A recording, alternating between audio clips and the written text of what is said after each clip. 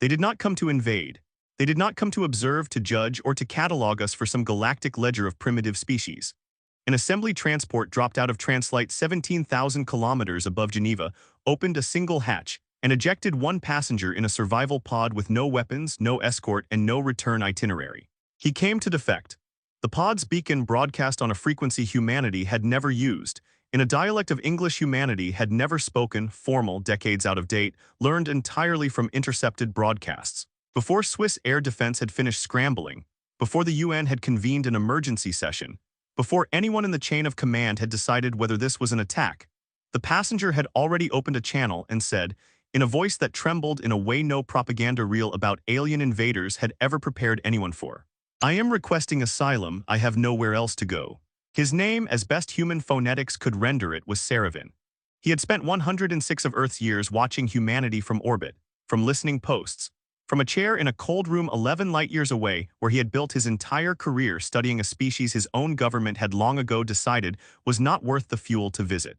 He knew more about humanity than any human alive. And he had run out of places within his own civilization where that knowledge, and the century he had spent gathering it, would not get him killed. The insult that wasn't won. The assembly's first communication arrived 4 hours after Saravin's pod touched down in a decontamination bay outside Geneva. And it was, by any diplomatic standard, extraordinarily polite. It did not demand, it regretted. The Assembly of Coordinated Systems extends its sincere regret regarding the unauthorized departure of research fellow Saravin of the Cultural Observation Directorate. Fellow Saravin's departure constitutes a breach of a century-long non-interference protocol governing Designated Observation Subject 4471 Sol. The Assembly requests the prompt and courteous return of fellow Saravin, along with any materials, records, or devices in his possession, in the interest of maintaining the protocol's integrity. Nowhere in the message did the Assembly use the word human. Nowhere did it use the word Earth. For a century, humanity had been a number 4471 Sol filed somewhere between a soil sample and a weather pattern. The insult was not in what the message said. It was in the calm, procedural certainty that no one on the receiving end would understand they had been insulted at all. The physical evidence arrived with Saravin himself. A data crystal the size of a fingernail, sealed in a case stamped with a small triangular mark that, when translated, read simply property of the Directorate, do not duplicate. It was the only object he had been permitted, or perhaps had simply managed, to bring with him. The Assembly's envoy arrived on screen 11 hours later. His name was Havrek 9, and he smiled the way a man smiles when he is genuinely trying to be pleasant to something he does not consider capable of understanding pleasantness. He spoke flawless English, the vowels slightly too round, the idiom slightly too current, the speech of someone who had studied broadcast television for entertainment rather than necessity. "We understand this is a great deal to absorb," he said, "and we do not blame you for your confusion. In time, you may come to understand the delicacy of what fellow Saravin has disrupted. For now, we ask only for his return, and for the return of the recording device he was not authorized to remove from the station." There was a silence in the Situation Room in Geneva that lasted 11 full seconds. Then one woman spoke. "I want to see his data before anyone gives him back." The specialist who would not be talked out of it. Dr. Amara Voss had spent 19 years as an asylum caseworker for the UNHCR before the UN's newly formed Office of Exogenous Affairs poached her for a job that, until 4 hours earlier, had not needed to exist. She had built her reputation on a single stubborn principle that had made her unpopular in exactly the rooms where popularity mattered. That a person's claim to protection did not depend on whether the people judging it found their story convenient. She had spent a decade telling ministries of the interior that a defector's usefulness was irrelevant to whether they deserved asylum, and she had spent that decade being politely ignored whenever a defector turned out to be useful to somebody. She recognized the shape of what was happening in that Situation Room within the first 10 minutes. A diplomat handing over a person like a shipping error, and a room full of officials deciding whether to hand him back based on how good his data looked. "He's not a data crystal," she said. "He's asking us not to send him back to whatever happens to a researcher who breaks a century of protocol. Whatever is on that crystal is a separate question. Ask it separately." No one in the room agreed with her exactly.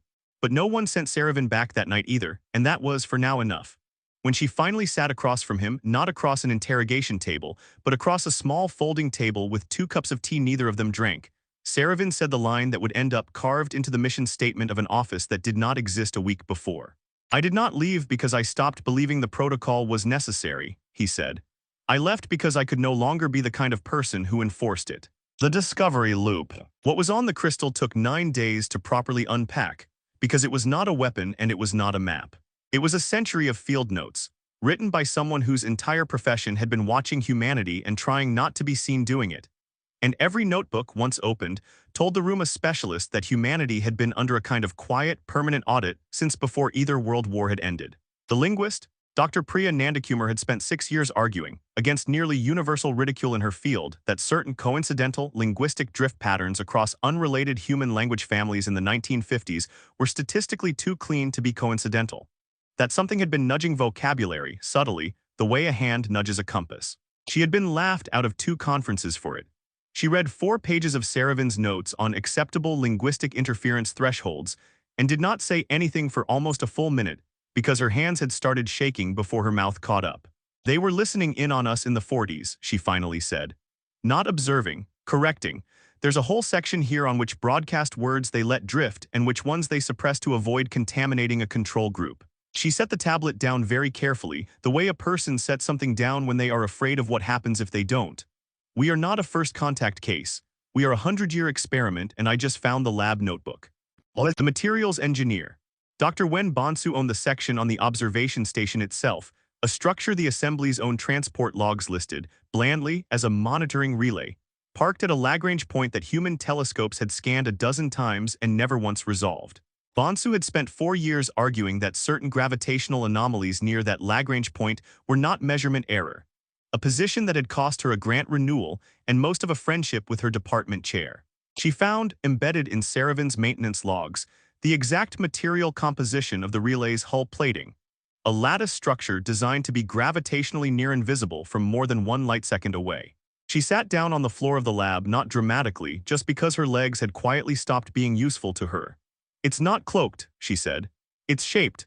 The mass distribution is engineered to read as background noise to anything using our detection math. Which means whoever built this knew exactly what our detection math looked like.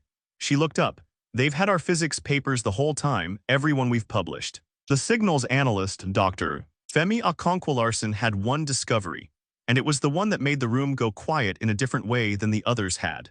Buried in Saravin's operational logs was a full technical description of the observation station's communication relay, the frequency it used to report to assembly command, the encryption scheme, and critically, the specific window every 11 days during which the relay's own defenses were suspended for a scheduled diagnostic cycle. Okonkwo-Larsen had spent 3 years being quietly excluded from a signals intelligence working group for insisting that a background hum in deep space radio surveys, dismissed for a decade as instrument noise, had a rhythm to it. He read the diagnostic cycle entry twice before he spoke. This isn't a listening post, he said. It's a listening post with a door that opens every 11 days, and he just handed us the key. Each discovery implied the next, and each implied something larger than the one before it. First, that humanity had been quietly shaped rather than merely watched. Then, that the shaping had been done from somewhere humanity's own instruments had been engineered not to see.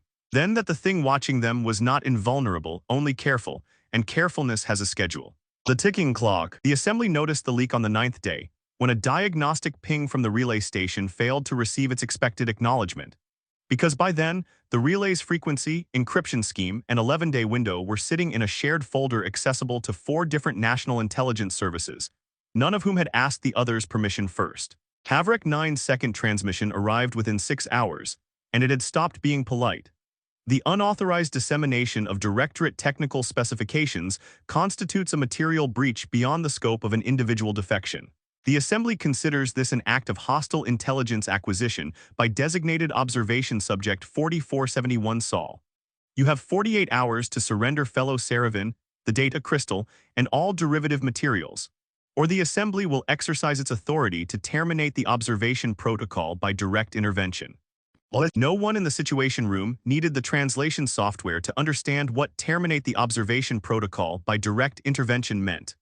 Voss, reading it over Okonkwo-Larsen's shoulder, said the only thing that mattered. They're not asking for him back anymore, they're asking us to prove we didn't understand what we found, and we do. Saravin, when told the deadline, did not look afraid so much as tired in the specific way of a man who had expected exactly this, and had simply hoped to have more time. They will not send a fleet to punish you, he said. They will send a fleet to make the punishment look like a natural consequence of interference in a fragile protocol. It will be recorded internally as a tragedy, not an attack. The response to the deadline, across 4 national defense ministries and one very small, very new Office of Exogenous Affairs, was not fear. It was acceleration. The battle.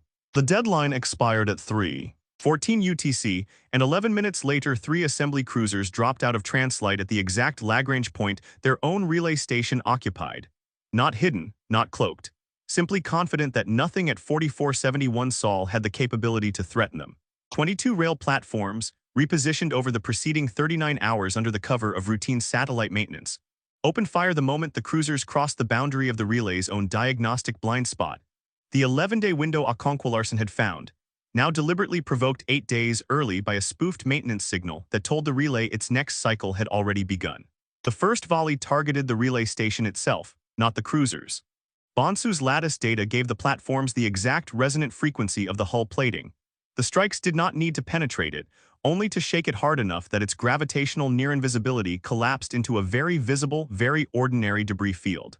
The 3 cruisers, suddenly navigating by instruments that had never had to track anything at this location before, lost formation for the 90 seconds it took them to recalibrate. The lead cruiser recovered fastest. Exactly as its telemetry suggested it should, the assembly had, after all, been fighting for longer than humanity had existed.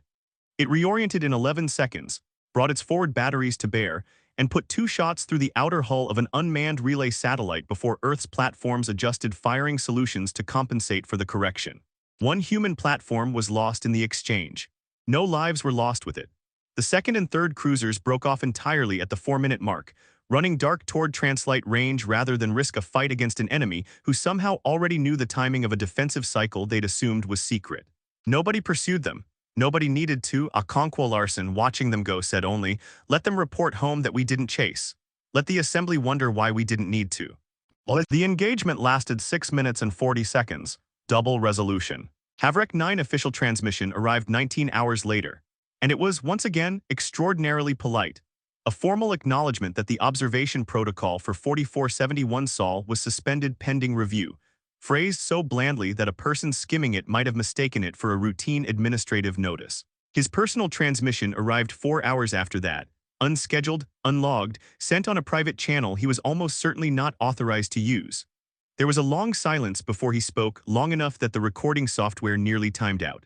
"I have reviewed your defenses of that relay station 40 times, he said finally, "and I cannot explain the timing of your attack through any model of your capability that I filed with the Directorate." Another pause. It was audacious. "I assumed a species without translite travel would need years to act on new information. I was wrong about the specific thing I was most confident about." He did not apologize exactly. But he did not smile either, for the first time since the conversation had begun. "I do not know what happens to fellow Saravin's case in your system. I find, against my professional judgment, that I hope it goes well for him." Saravin's asylum hearing concluded 3 days later. Brief and procedurally ordinary in the way Voss had spent 19 years trying to make asylum hearings feel. A formality confirming a decision that had already, quietly, been made correct. By the time the hearing ended, Voss was no longer in the room.